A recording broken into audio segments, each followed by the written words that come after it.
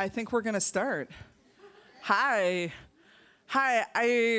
Normally I'd be like I was always the person who goes, yay, and starts things off, but I also know as an autistic person that I both do that, sometimes I'm overwhelmed by that. But I'm really, really excited that we're all here together and that this book is in the world and that I get to read from it to you all. So can we just do a accessible, very excited, like something or other? Okay, hi, I'm Leah. I'm really, really excited to be with y'all. I wrote this book from bed over the last decade, and it's through a lot of disabled femme of color hustle. It's in a book now, and also a PDF and stuff. And I'm really, really thrilled to be here at this space because we're each other's people, right? In all of that complexity, and not to say that we all get along all the time or that we figured out how to be together, but it's really amazing to me to be in a space that calls itself the Disability and Intersectionality Summit that was created by disabled people of color, many of whom are queer and trans as fuck. And that I just want to say before anything else that we have deep, deep, deep disabled ancestors. Before disability justice was invented as a word, partially by somebody in the room who just rolled in, hello, hi. We've been doing disability justice for centuries, right? Whether we called it that or not. My friend Dorian Taylor is a Black adaptive athlete, wheelchair user, non-binary person in Seattle who did this thing. Did anyone see this online? It was Disabled Black History, 30 days of Disabled Black History on Instagram. You can look up the tag, and where he just was okay, look at all these Black disabled organizers and history makers, known and unknown. And he's I could do this all year, right? I think back to my ancestors who are people, a lot of different kinds of people, but who are Sri Lankan people who have to survive civil war, colonization, and physical and mental disability and ableism. And I'm we were doing disability justice work in Lanka in the 50s and 60s. Everyone in here has deep, deep roots in our ancestry where we and our ancestors have fought to be here and fought to be all that we are. Does this make sense? So yeah, so all of that, and here the fuck we are at MIT, weirdly enough, doing a disability justice thing. What the fuck, how special is that? So I got this book, I'm gonna read some stuff. And then I love the short space that we have, and it's also short, but I wanted to make room for us to be able to talk with each other because I never take for granted our ability to be together as sick, disabled, mad, deaf, and neurodivergent people, centering Black and brown folks and queer and trans folks. So should I just do it? I'm gonna talk and then we talk? Okay, great. So I wanted to start by actually reading something from the Acknowledgements. This book was written in the matrix of many sick and disabled femme of color care webs in unceded and occupied Toronto dish with one spoon territories, also known as Toronto, Ohlone territories in Oakland, California, and my current home in South Seattle on Duwamish land, as well as on a lot of planes, trains, and megabuses with aching hips. No matter where I was paying rent, these pieces were mostly written in the majestic, disabled, revolutionary writing space of writing from my bed in old sleep pants. Thank you to this decolonial, queer, disabled bed space of wild, disabled femme of color dreams. This book is also emphatically not the product of a single smart and special person's brain. This was made through many community conversations, organizing efforts, arguments, fuck-ups, terrible challenges, and crazy, brilliant ideas and leaps of faith. These ideas are crafted by collective disabled genius, science, and labor. I am not the one right kind of cripple, the kind that is convenient enough to nod at and ignore all the rest. I am all the rest. We are all the rest. When people ask where disability justice is, I say that it is in the unspoken and unacknowledged labor of everybody who listens, including via ASL and text and gesture and augmented communication. by people who check in, create care teams and crisis teams, make soup and feed each other, help lift heavy things, share cars and rides, fix the ramp when it breaks, fundraise to buy accessible vans, caption videos, create accessible venue lists, do access audits, sniff people at the door, turn the lights down, create ASL vlogs and fundraising for good interpretation, co-create fragrance-free products for black and brown hair and skin, haul the air purifier and the accessible toilet sheet to the show, make art and pass the last $20 and handing over two effectsers to each other. We are the Crips who show up through vomit, level 9 pain days, nervous breakdowns, neurotypical and oddest depression, and inaccessible transit. And whenever anyone asks where they can find the movement, my answer is, it is here. It is here wherever we figure out how not to abandon ourselves and each other. So I'll pause there. That's the first bit. Thanks. Yeah, you can clap, you can do stuff. Yeah, we can do whatever we want. And I wanted to say again, like it's been a real trip writing this.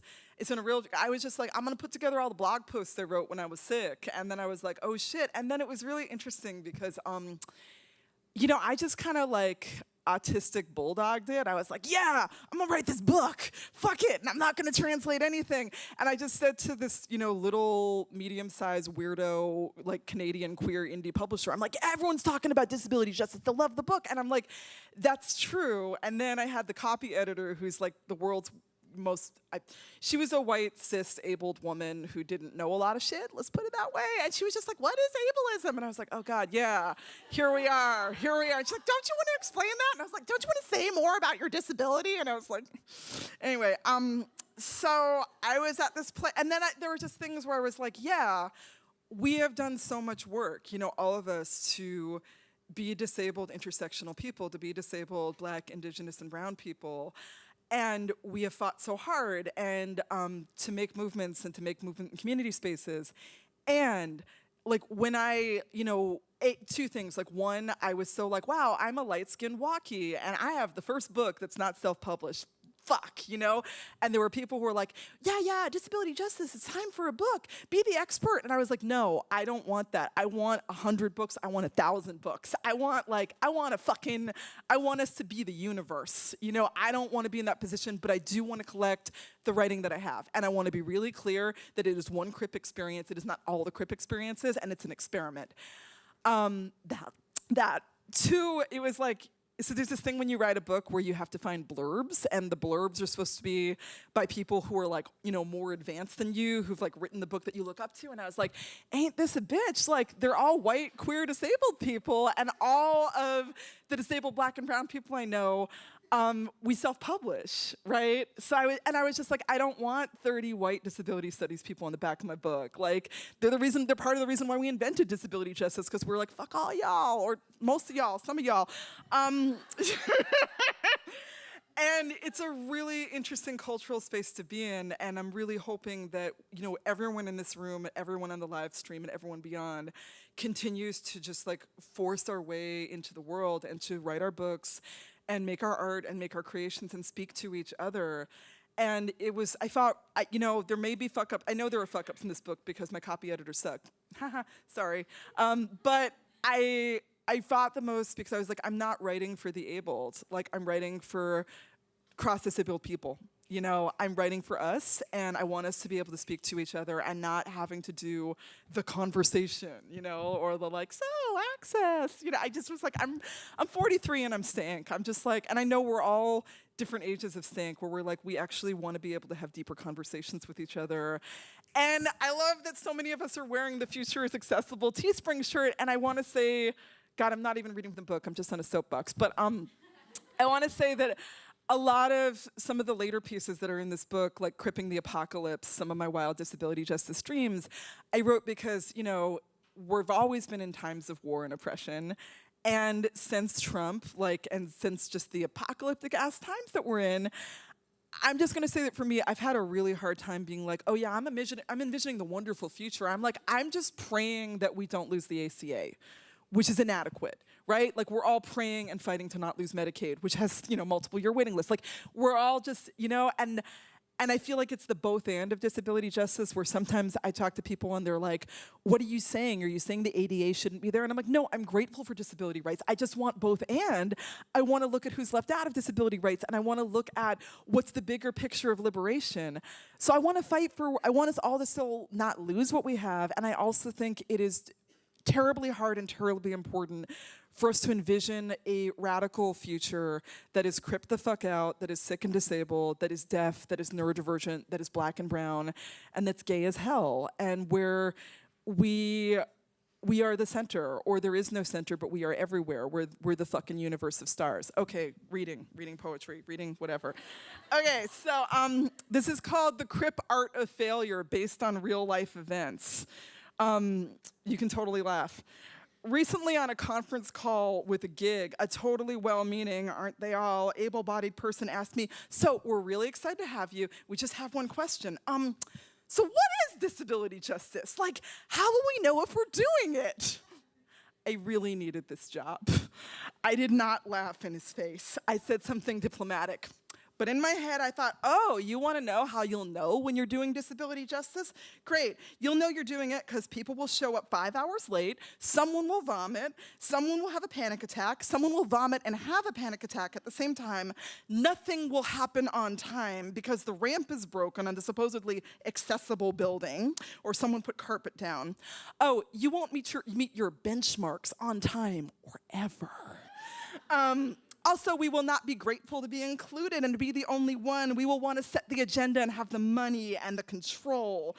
And what our leadership looks like may include really long breaks to be sick, in bed, or crazy, being nuts in public, needing to empty an ostomy bag in the middle of the meeting, or being on Vicodin. It's slow. It's people, even the most well-meaning social justice people, are stare at or get freaked out by. We look like what most movements have been taught to think of as failure. Disability justice, when it's really happening, is too messy and wild to fit into traditional movement and nonprofit industrial complex structures because our bodies and minds are too wild to fit into those structures. And it's no surprise because nonprofits were created in the 60s to manage dissent, the same way that charities were invented to lock us up and manage us. You know, foundations rarely have ever given disabled people money to run our own shit because they need to be paid to run us. Disability justice means the show has to change or get out of the way. And it is so easy to look at a list of disability justice principles and nod your head.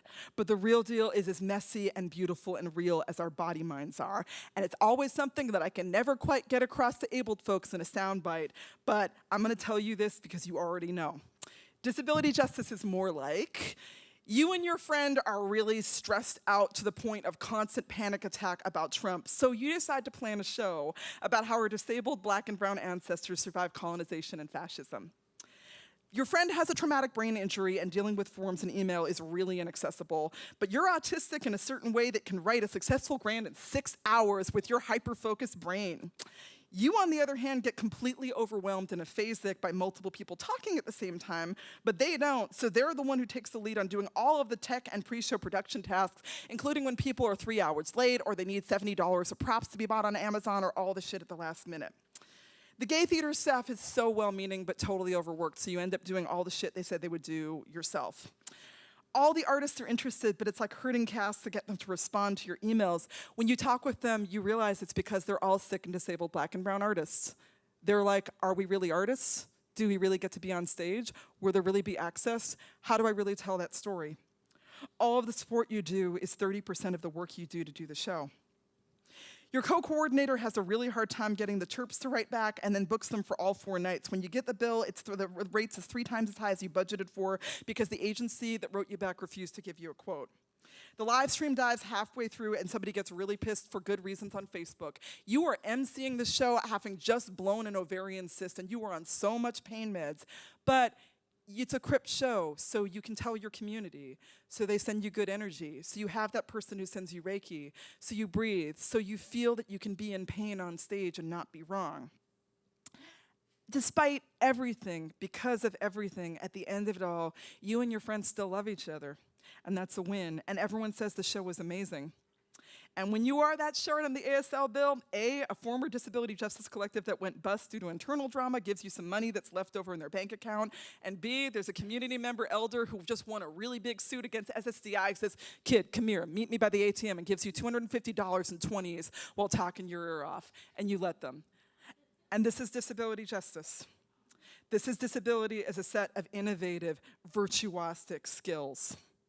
This is how when able people fuss about how hard it is to make access happen, I laugh and think about the times I've stage managed during a show while having panic attacks, or the time the accessible van with 3 wheelchair-using staff and performers broke down, and we just brainstormed for 4 hours. Who has plywood? Hey, there's a bike shop. Maybe they have welding equipment. Wait, I'll get my van and I'll lower the ramp down on the broken van, you can transfer into my van, and then we can get out, until we got out. If we can figure this out, why can't everybody? Yeah.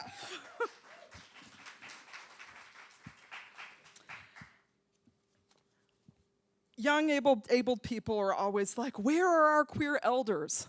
I'll tell you where they are. They're sick and disabled.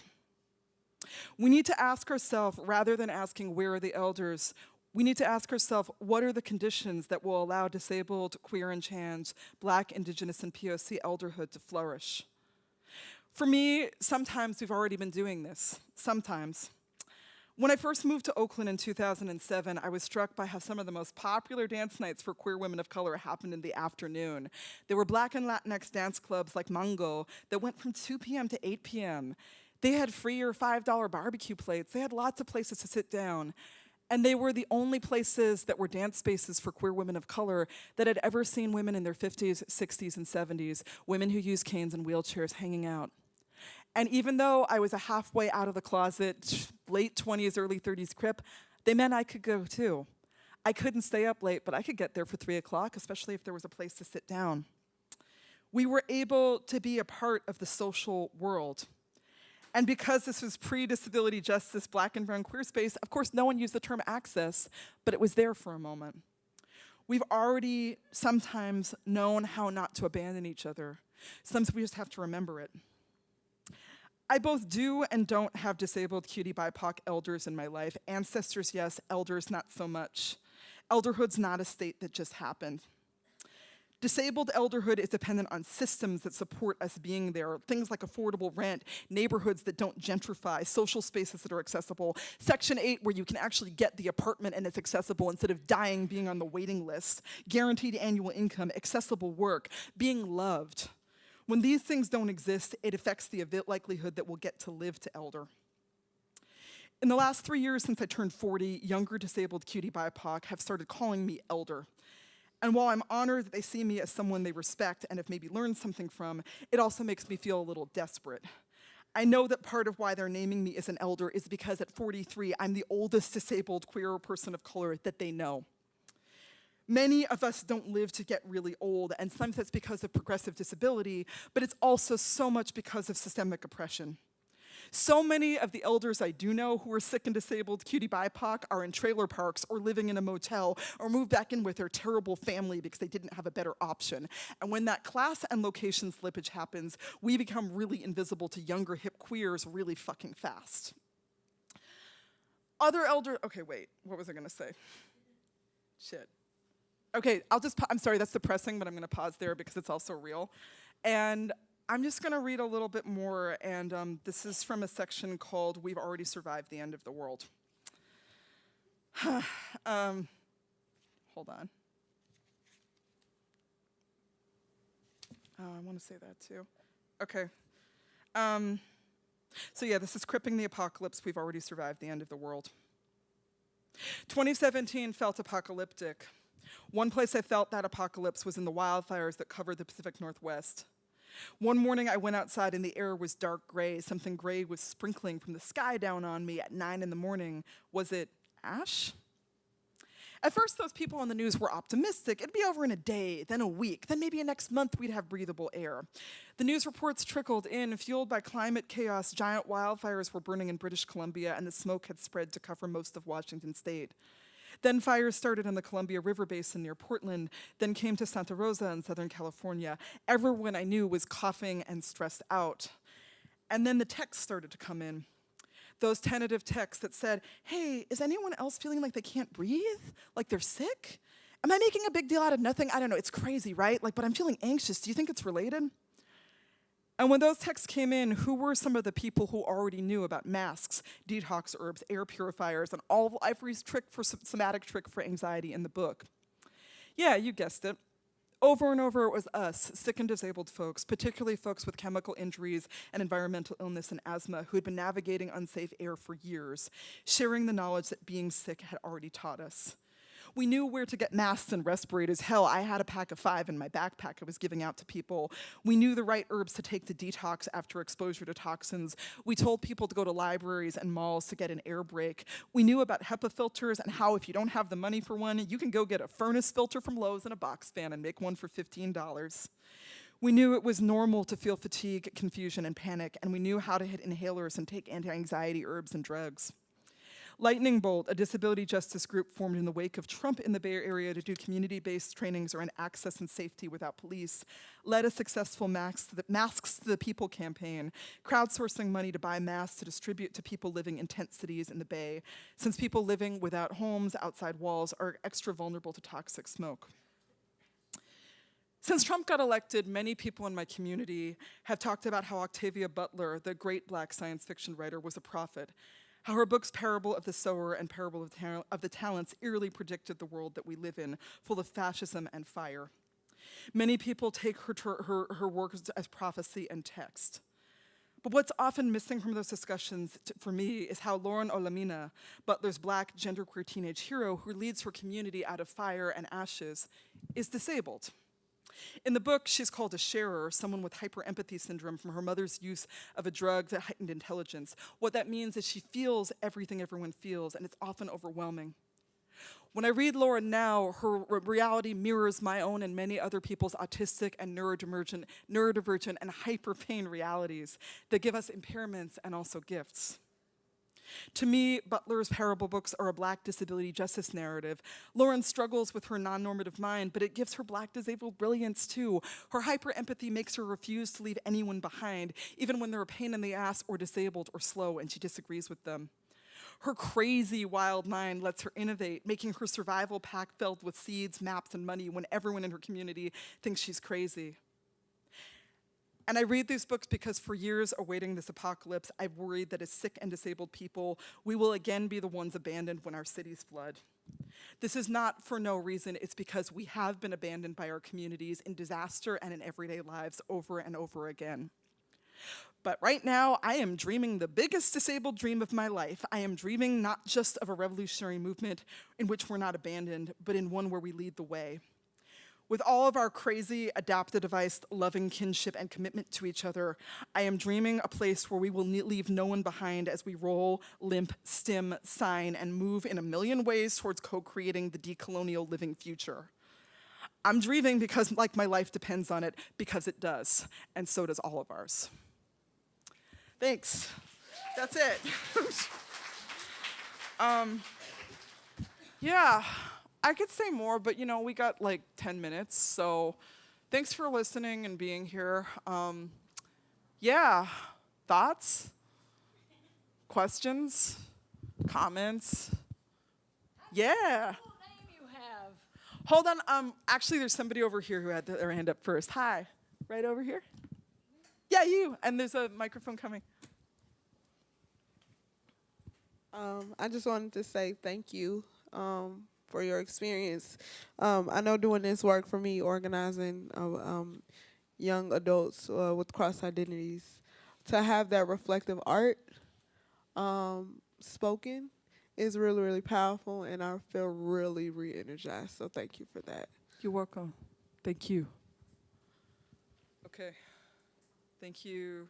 I'm really bad at the hand thing, so there's a person, yeah, and the person in orange, yeah.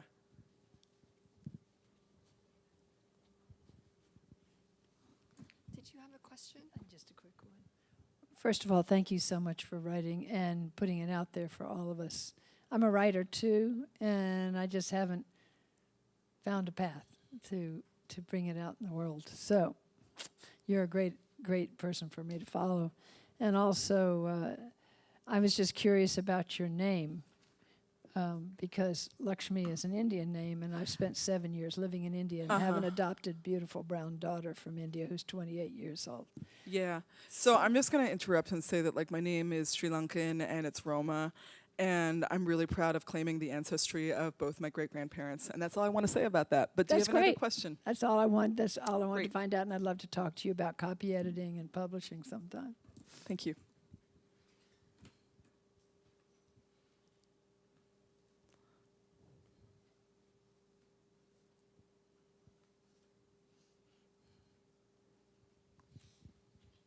Hi. Hey. Thank you so much for reading the pieces that you did. I feel like I'm excited to actually dive in, but Yeah. for now, I feel like I got all over like a taste of many different things. I would like you to talk more maybe about, because you mentioned this thing about elders, right? Being like 43 and being an elder.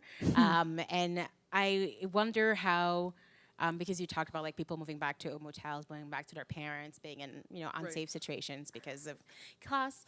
How do we as like queer and trans folks of color who are disabled or not organize together considering those like factors, or how can we move together towards something that's like more loving and more, I don't know, age inclusive, Yeah. other than this bar and mango, which I actually want to go now. Yeah. Yeah. What? Can you tell me what the factors are again? I think I didn't hear that part. The what? You said like, how do we organize together given those factors? Giving the factors of like people being having to move back, class, disability, et cetera, Yeah. et cetera, and being and surviving, right? Up to 43 or Yeah. older. Yeah, it's a really great question. There's so many things I could say. I'm gonna just say it's like kind of a two-parter where like I think part of it, like it is the stuff, some of the stuff that I mentioned where I'm just like, yeah, like we need like collective solutions to collective problems. Like, I mean, the things that I think of, like when I think of disabled Black and brown folks who are older than me in Seattle, a lot of them are living in this one accessible housing project that's rent geared to income that Centro de la Raza, which is the Latinx community group, like bought and made this like disabled, like, accessible building that's right in Beacon Hill. And, you know, like that's one thing that gets me excited about being in Seattle sometimes, because I lived in Oakland where there's just like mass displacement, and it feels really impossible to fight. And that's also happening in Seattle big time. But there have been some incidences in Southside Seattle where I live, which is like historically predominantly Black and brown community, where people have been able to be like, let's buy a building, you know? And so I think about stuff like that, and I feel like it's that mix where I'm just like, I want us, whether it's like lobbying the government to like free up money so we can have, you know, socialized housing so that we can stay, like, and, you know, supports and paid attendant staff and all of that. I think we need that. And I also think on a personal level, because often, you know, sometimes there's people who at different times can do the lobbying, and there's people who are just like, I just fucking can't, you know, and like there's at times where the lobbying just doesn't work.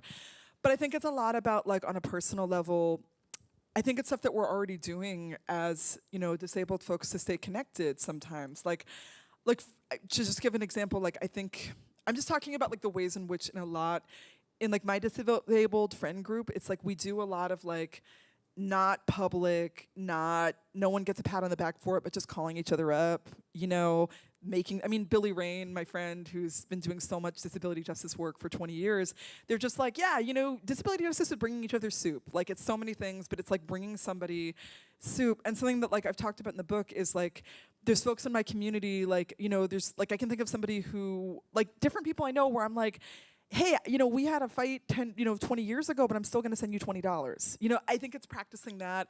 I think it's really being real about, you know, a lot of times our elders are in really shitty moods because they've been dealing with so much shit. So it's like, you know, what are the practices that allow us to be like, let me make that one phone call once a month, or like, let me be there to the way that I can. And I think just refusing to forget, like, I think there are elders I can think of who are people who were in their 30s and 40s when I was in my 20s in Toronto, who maybe were disabled then, maybe weren't, but they're disabled now. And I just, like, I think it's a lot about like, you know, I'm like, how do I find them? And sometimes it's not about using like the tools that we've kind of gotten used to, like, oh, everyone's in social media. No, a lot of them aren't. So it's more about the way we organized back in the day, where I'm like, hey, have you heard where Lisa is? Like, oh, she's out in St. Catharines. Okay, great. Like, do you go see her? I think that stuff like that's really important. And I don't like Ayanna Maracle was a really so important, like Mohawk Two-Spirit, trans feminine, transform woman elder artist who lives in Toronto and was on Six Nations and who passed 2 years ago. And I just was thinking about like the ways that people I know in Toronto were being connected with her on Six Nations and just like hanging out, you know? Like that's the thing too, is like I think that some of it is about making space for like, it's not like some kind of big meeting. It's like you're just hanging out on the couch, you know? Like just like shooting the shit. And I think that like a lot of us do that already, but we internalize sometimes that that's not real work, you know? But it is, you know? But it's not something that you necessarily get the activist cookies for. And, you know, and sometimes it's boring or hard, you know? And sometimes there are elders in my life where I'm like, I think you're really transmisogynist. Like there are, not that like being non-transmisogynist is a new thing, right? Because that's bullshit. But like there are sometimes political differences cross-generationally where like, people don't hang out with elders because they're like, you say things that are actually really fucked up. So I think it's a real difficult dance to be like, how do I still hang out with you and be like, hey, and that thing you said I'm not okay with, right? But also I want to make sure you don't starve to death in your own urine. So like, let's still have the relationship. And like, that's not for everybody. Like, I'm not oppressed by trans misogyny, so I have more room as a comrade to be like, hey, so-and-so, shut up about that thing you just said. And yeah, wow, you're back in the nursing home. Like, let's talk about that.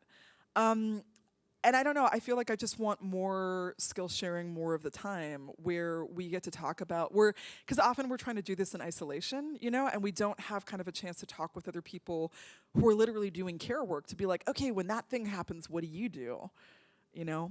And I could go on, but thank you for that question, it's really important. I can't see what time it is because of the oh, it's 2:17, cool. Like, so we're over time, but maybe we could take like 1 or 2 more questions? Does that work?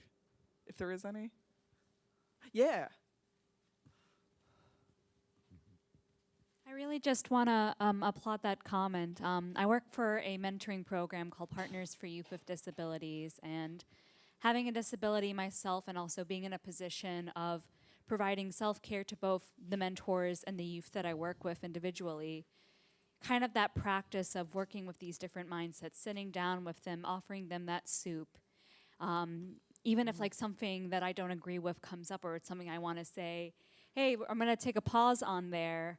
You know, all these situations, especially if you're working, a youth worker and like teaching self-care to others, like all that builds up. And I know that in my job, you know, there'll be weeks where I'm dealing with a youth having fears about pregnancy, or a youth that does not want to talk to their parents, or a parent can access their youth because they're trapped at an institution, and just being on the phone with them in silence and offering that empathy.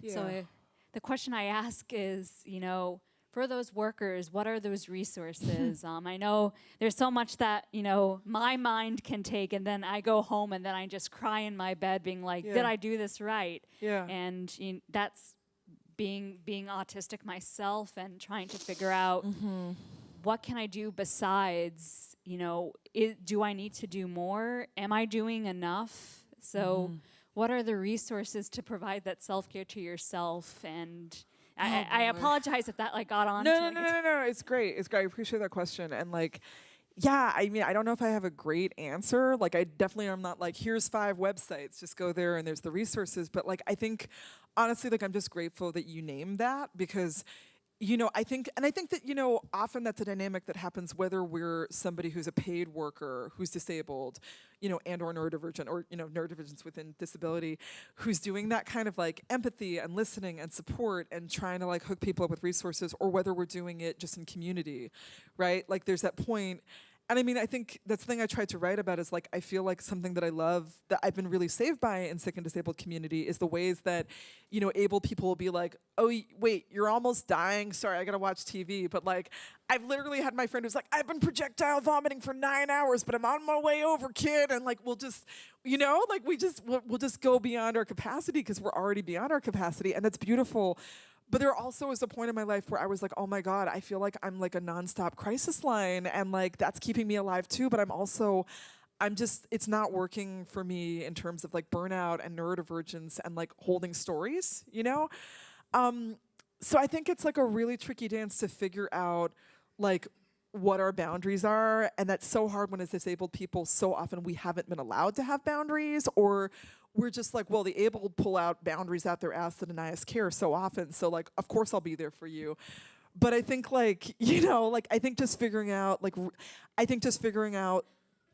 being in a process of trying to figure that out, of being like, where do I have to be like, hey, I love you and I can't talk right now, or I need to take that time off. Like I know that for me, with my particular autism, which I'm like, you know, another midlife person who's figuring it out at 40, you know, I'm just like, oh, I need to like after I go on this tour, I'm gonna go somewhere and not talk to anyone for 2 weeks. It's gonna be so fucking great. Like I'm like, you know, I almost didn't get on the plane to come here. I'm like, there's gonna be people. I have a bed here with some cats. Like, I don't know, why the fuck am I going anywhere? I'm like, you know, so I think it's also about like, you know, creating spaces, whether they're just with ourselves or like, you know, if there's ways of connecting with other people who do care work, who are disabled, to be like, what are the crip ways we do this? Like, what are the accessible ways that we do this? Because, like, they don't teach you this in social work school if you go, I don't think. Like, they don't teach you that, like, wow, your disability is such an asset for you doing this work, and it's so amazing that you're fighting for other sick and disabled and neurodivergent folks, and you need some empathy. You're going to get autistic burnout. You need some empathy breaks. Like, you need to go someplace where you don't have to give a fuck about anybody. You know, I hope it's okay I'm swearing, because, you know, it's too late now. And I mean, honestly, like, I think about it a lot in terms of, like, I also work in, like, community accountability, transformative justice, and, like, one thing that I've been talking about with my friend Ajaris is how so many of us are, like, the one person in our community who maybe knows how to do this shit a little bit that people go to. And she was like, right, it's so rare that we get to actually meet up with other people and talk shop and debrief and be like, what do you do when this thing happens? So I think, like, actively, I think it's, like, so much disability justice stuff. Like, it is, like, 3 people on the internet or 3 people at a kitchen table getting together and being like, what are our needs in this situation? So it makes me think about, like, is there a way that you or somebody else could organize, like, some kind of meetup around, like, hey, are you a disabled person doing care work? You know, like, can we just talk? Like, can we debrief? Can we have some food together or just be on Zoom? Yeah. Thank you for that question. And I think that, like, it's the it's the capacity thing where often we are the one person and then we feel like we can't leave. And so for me, a lot of it, and like we're used to being in scarcity as disabled people, particularly as intersectional disabled people, but I think that, I don't know, I'm not saying it's easy, but I think that we have to start doing the dance of like, how do we bring in more? Like, how do we not be the one person who knows how to talk about suicidal ideation, you know, because we can't be, you know, how do we like share our skills with other people so we can be like, hey, I'm actually tapped the fuck out. Can you call X, Y, and Z person? Or can you text this person? A lot. And I think it's like our individual skill building. I really want the able to pick up the stick, but you know, when the fuck is that gonna happen? Call me, you know? Like I wrote a piece where I was like, able-bodied people, time's up. You can't ignore us. And I'm like, or you just will keep doing it until we're all dead. Fine. But I do want able people to really, you know, and I think most disabled people I know are in that place where we're like, how do we get them to actually give a shit if they do not themselves become disabled? And then it takes 10 years for them to get there. I don't know, you know, but like I'm sick of us having to do everything. But at least maybe we can figure out how to support each other better and be honest with each other when there's mistakes and we hurt each other. Because, you know, I mean, a lot of times we come together and we're like, oh my God, finally. And then it's like, yeah, we hurt each other, and that feels really hard when you're with the 2 other disabled cutie BIPOC folks you ever met, you know? That's a lot. I'm way over time. Yeah, thank you, and thank you all for being here, and let's go to the next thing, and so much love and solidarity. And thank you to the interpreters, to Holly, to the organizers, to Sandy.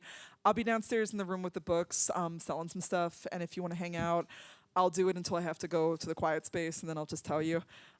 Thanks so much. This is really great. Yeah, I don't know how to do this. I would like to take a picture, and I know everyone doesn't want to get photographed. Maybe we just won't do it, but I'll be downstairs. Okay, thank you for being here and for continuing to exist. The end.